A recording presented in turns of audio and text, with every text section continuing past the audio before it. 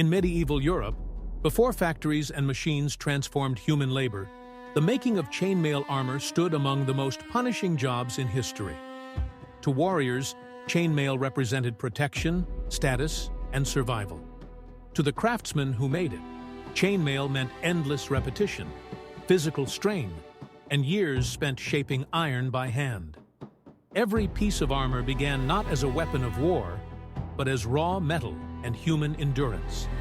Chainmail was constructed from thousands of small iron rings linked together to form a flexible yet protective garment. Unlike solid armor, it required precision rather than brute force.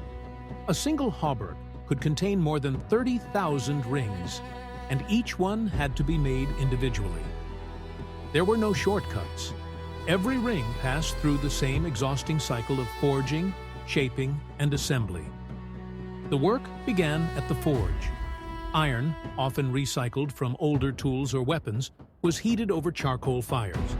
The workshops were dark, smoky, and dangerously hot. Armor makers worked close to open flames for hours each day. Their skin burned, their lungs filled with soot and metal dust. There was no protection from the heat, only experience and endurance. Once heated, the iron was drawn into thin wire by hand. This was one of the most demanding stages of the process. Without standardized measurements, the craftsman relied on skill alone to judge thickness. If the wire was too thick, the finished armor would be unbearably heavy. If too thin, it would fail in battle. A single mistake could ruin weeks of work. The wire was then wrapped tightly around metal rods to form coils. These coils were cut into individual rings, each slightly different from the last.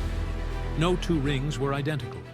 The imperfections were accepted, even expected, because perfection was nearly impossible in handcrafted metalwork. Each ring had to be flattened and punched with a small hole for riveting. This step required intense concentration and steady hands. The tools were simple, the margins for error extremely small. Fingers were frequently cut or crushed. Burns were common, and scars were part of the trade.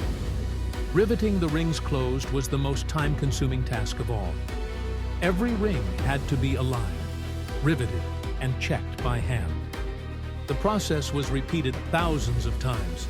A chainmail shirt could take several months to complete, even for an experienced armor maker working long days without rest. The workshops themselves offered little comfort. In winter, cold air stiffened hands and slowed movement. In summer, the heat became unbearable. Lighting was poor, often limited to candles or daylight from small windows. Eye strain was constant, and many craftsmen suffered long-term damage to their vision. Despite the importance of their work, chainmail makers lived modest lives. Knights and nobles paid high prices for armor, but craftsmen received only a fraction of that wealth. Many worked under guild systems that controlled production, prices, and training, limiting personal freedom while ensuring consistent quality. Chainmail design required an understanding of combat. The most common European pattern, known as 4-in-1, balanced flexibility and protection. It allowed soldiers to move freely while absorbing slashing blows. However, it was never perfect. Heavy strikes could break rings or transmit force into the body beneath. As warfare evolved, demands on armor makers increased. Wealthy clients requested tighter weaves, stronger iron, and additional reinforcement. Some mail included solid rings punched from iron plates, increasing durability but adding even more labor. Every improvement came at the cost of the craftsman's time and health. During times of war, demand surged. Armor makers were pushed to work faster, often sacrificing sleep and safety. The pressure to deliver armor could mean longer hours and greater risk of injury.